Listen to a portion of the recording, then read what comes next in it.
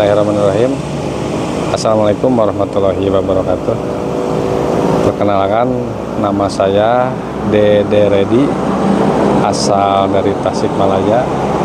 Saya sebagai penggiat kuliner sekaligus sebagai pemilik bakso gejrot, bakso kampung khas dari Tasikmalaya.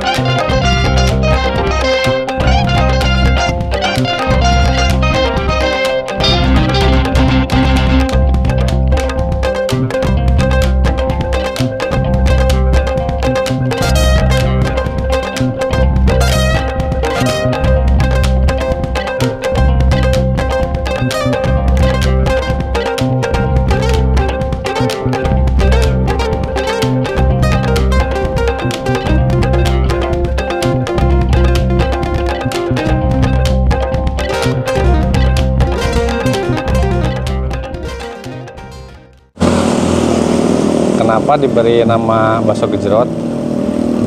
Jadi di kampung saya itu suka ada acara imtihan atau samen yang digelar di malam hari. Acara itu adalah acara kenaikan kelas sekolah agama.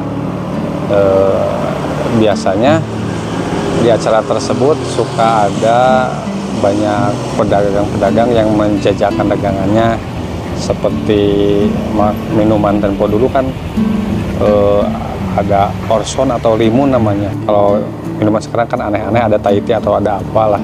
Terus juga termasuk ada makanan favorit, bakso ya, karena Tasikmalaya identik dengan bakso.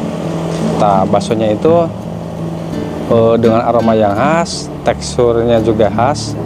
Ketika digigit itu keluar cairan seperti lemak ya, jadi digigit itu ngagejrot itu bahasa daerah kampung kami gitu. Nah, disitulah asal muasal dinamakannya bakso gejrot. Dan bakso gejrot saya angkat di era sekarang, di era modern. Ternyata alhamdulillah target pasarnya ibu-ibu ya, ibu-ibu sangat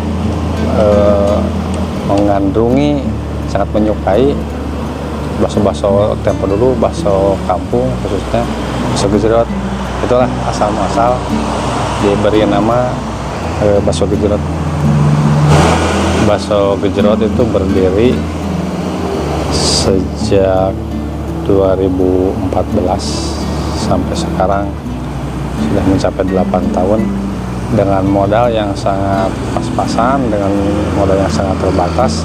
Memutarkan satu kali belanja, diputarkan terus. Ketika butuh peralatan mangkok atau sendok buat melengkapi biar tidak keteter, saya harus menyisihkan uang dari keuntungan yang sangat minimal. Jadi prosesnya sangat panjang, dan memang keberhasilan itu tidak segampang membalikan telapak tangan. Jadi banyak rintangan lah, apalagi kalau mental ya. Memang jadi pedagang itu harus siap rugi dan mentalnya harus kuat. Alhamdulillah saya dari sejak kecil mentalnya sudah diimunisasi sama alam, karena saya dari 11 bersaudara dan saya anak nomor 2. Jadi saya kadang-kadang tidak pulang ke rumah, kadang-kadang tidur karena rumahnya dekat pasar ya. Dulu di Tasikmalaya ada pasar lama, saya juga kadang-kadang suka tidur di dalam pasar, tidak pulang. Kadang lagi main di tengah kota di trotoar, malas pulang, sempat juga tidur di trotoar gitu. Terasa dingin, lapar gitu. Jadi udah terbiasa. Ketika saya membutuhkan peralatan yang harus dilengkapi dengan keuntungan yang sangat minimal, ya saya sudah biasa. Jadi kalau pengen sukses kan harus ikat pinggangnya harus keras dulu biar laparnya reda lah gitu. Kayaknya dari kecil saya sudah bakat sebagai pedagang. Dari SD sudah mulai belajar berjualan. Sepulang sekolah, kadang saya di dalam pasar itu suka jualan rokok yang diteng-teng sama teman-teman saya. Memang tidak fokus untuk mencari keuntungan, tapi hanya main karena lingkungan pasar. Akhirnya saya sama teman juga ikut main-main sambil berjualan rokok. Waktu SD sudah belajar jualan. Ketika dapat untung, kita beri nasi, makan bareng-bareng bertiga. Terus jualannya juga giliran gitu, per setengah jam, per satu kali putaran di dalam pasar. Menginjak ke SMA, saya juga suka berjualan di sekolah, tapi jualannya jualan kemiri gitu, karena permainannya dulu tidak seperti zaman sekarang, permainannya sangat terbatas gitu. Permainan ngadu kemiri atau adu muncang ya. Nah, terus menginjak ke SMA juga saya berjualan lagi, cuman agak meningkat gitu. Malam hari saya berjualan di kaki lima, jualan bumbu, peralatan masak gitu. Dan saya ngambil sekolahnya siang hari. Kalau di Tasik ada pesunan pagi dan pesunan siang. Nah, saya ngambil sekolah yang siang karena malamnya suka dipakai waktu untuk berjualan.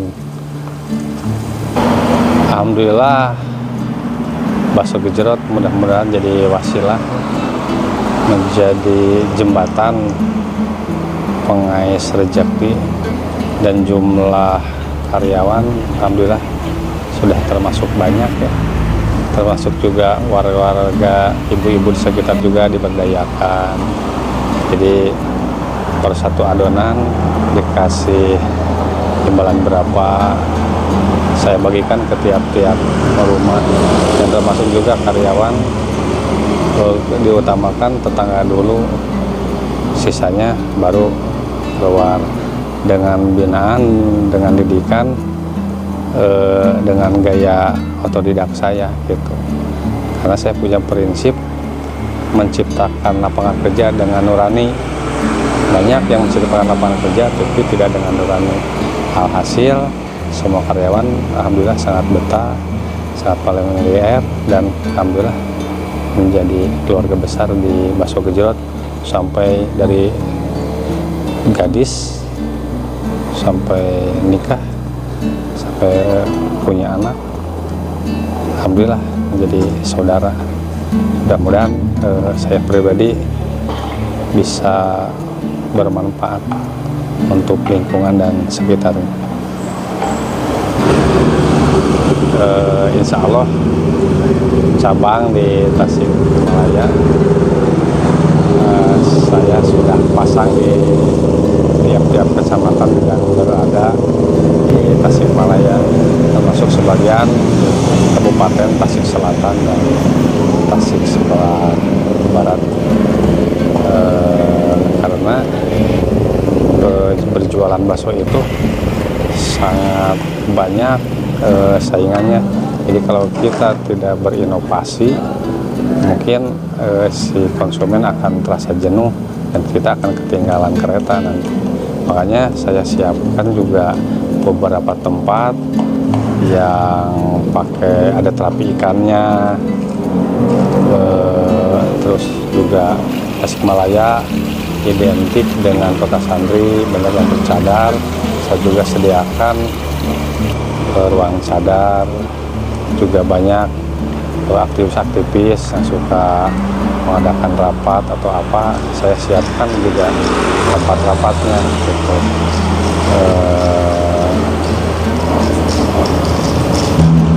Karena kalau di kuliner, di makanan itu ada titik jenuh si konsumen itu, ada merasa bosan dengan suasana, dengan fasilitas.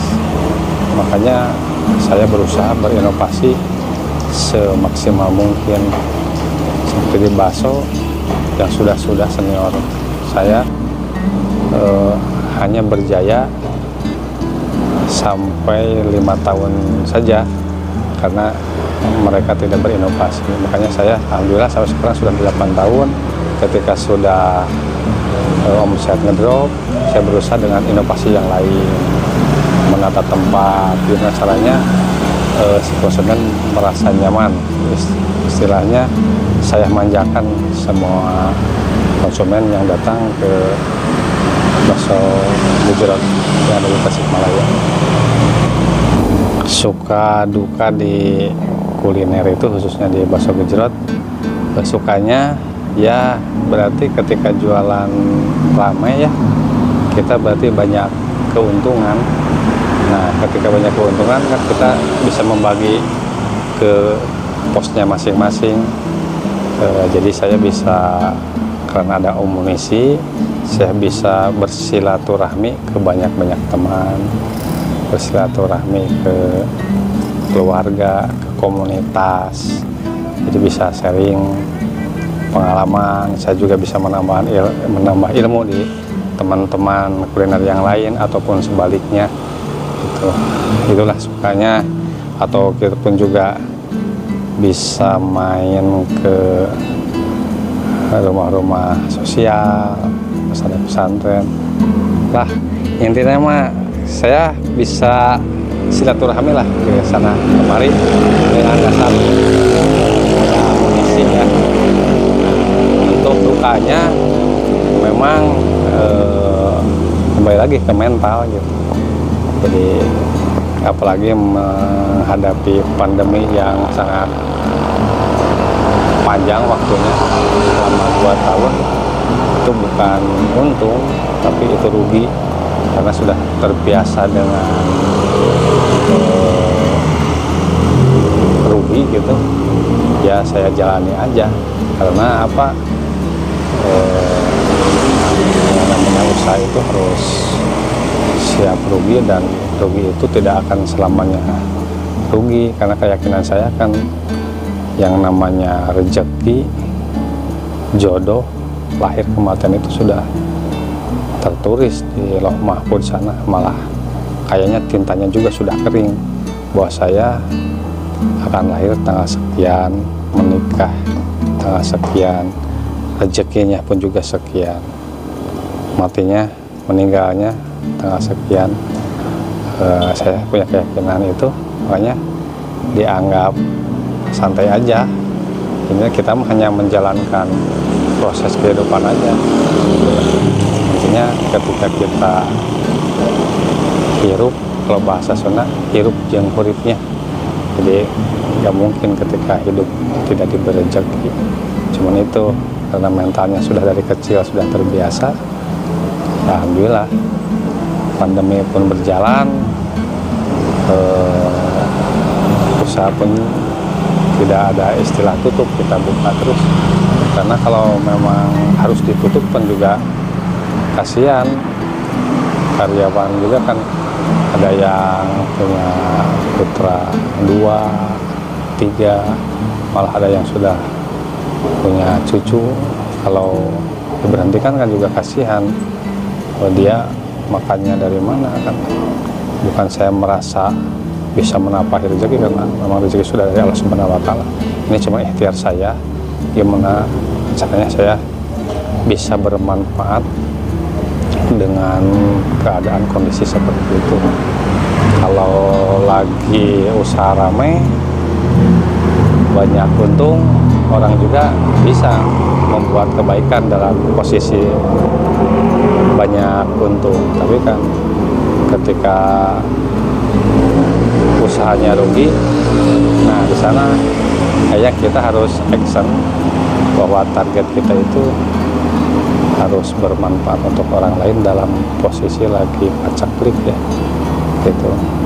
Alhamdulillah pandemi sudah berlalu, sudah saya lewati, dan sekarang juga sudah mulai omsetnya naik lagi. Memang tidak seperti yang sebelum pandemi, tapi alhamdulillah Allah masih memberi kepercayaan kepada saya.